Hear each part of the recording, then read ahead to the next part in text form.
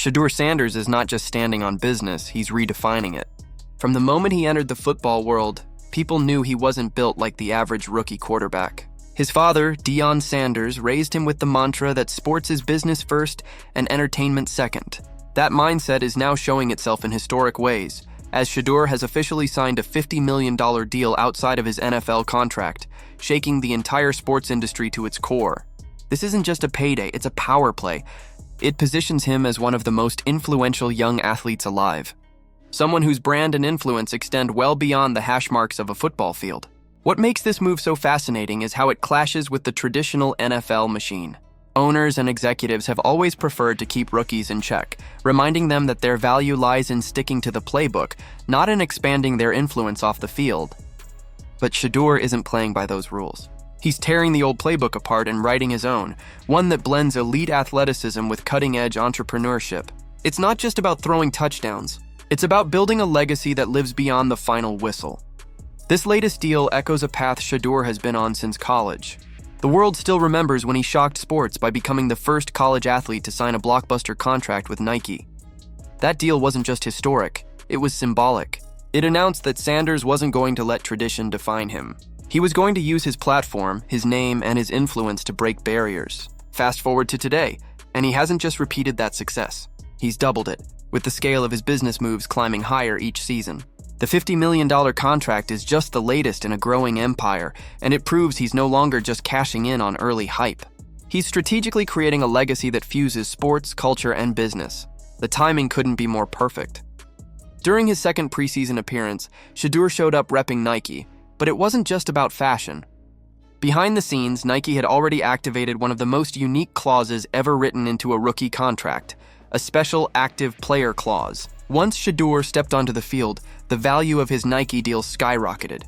What started as a $125 million agreement instantly ballooned to $250 million across 4 years, making him the highest-paid rookie endorsement athlete in history. That deal also included an unprecedented 50% cut of all jersey sales. In a league where rookies typically have to wait years to establish merchandise value, Sanders instantly created a revenue stream that could rival veteran superstars. And the numbers don't lie. Shedeur became the first rookie in NFL history to generate $15 million in jersey sales before ever playing an official game. For context, many first-round draft picks never come close to those numbers, even after multiple seasons. For a fifth-round pick, this is nothing short of groundbreaking. It proves what Deion has been saying all along. Draft position doesn't define value, performance and branding do. But Shedeur's empire extends far beyond Nike. He's built multiple business lanes, from an apparel line that bears his signature to a barbecue sauce brand that taps into American culture. His partnership with EA Sports brought him into the digital world, while his collaboration with Brady has exploded into a deal worth an estimated $75 million annually. That partnership alone positions him alongside Tom Brady as part of one of the most recognizable brands in sports apparel and lifestyle. For a player just entering the NFL, these moves show foresight and vision rarely seen at such a young age. The secret weapon behind all this success is something called prime equity. Deion Sanders, who has always been ahead of his time, crafted this unique contract clause to protect his son. Prime equity ensures Shedeur keeps full control of his image rights. Traditionally, teams own those rights once a player signs a contract, meaning every outside endorsement requires approval, and the team takes a share of the profits. That system locks players into dependence on their organizations, limiting their ability to capitalize on their influence. But with prime equity, Shedeur flipped the script. He controls his likeness, he negotiates his endorsements, and he reaps the rewards directly. This is more than a clause, it's a revolution in athlete empowerment. It gives Sanders the leverage to dominate not only as a quarterback, but also as a businessman. That control is why his brand feels authentic and unstoppable. When you see him on commercials, pushing products, or launching ventures, it's not because a team's marketing department signed off. It's because he wanted it. That authenticity translates to fans, and it's part of why his merchandise sells like wildfire. Supporters aren't just buying a jersey, they're buying into a movement. At the same time, Sanders remains grounded. He's made it clear that none of this works unless he performs on the field. His mentality is simple. Dominate between the lines, then use that platform to dominate in business. That dual focus is rare, especially in an era when many young athletes get distracted by the spotlight. Shedeur thrives in it. He understands that the best business card he can ever hand out is his performance on Sundays. Once he proves himself as a franchise quarterback, the empire he's building off the field will only grow larger, and that's where things get uncomfortable for the NFL establishment. Owners and executives are watching closely. They know Sanders is more than just a player, he's a cultural force. If he succeeds on the field, the Browns won't just have a star quarterback. They'll have a marketing juggernaut whose presence alone raises the team's value, but it also means less control for ownership. Shadur doesn't need the team to validate him financially. He's already self-made, already controlling an empire.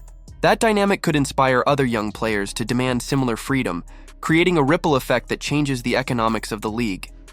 For Cleveland, the upside is massive. If Sanders takes over as the starter, the Browns won't just get his arm talent and leadership.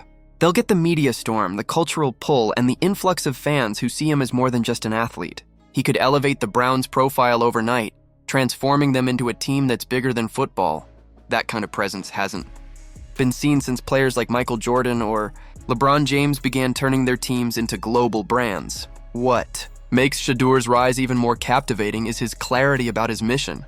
He openly says his message is legendary.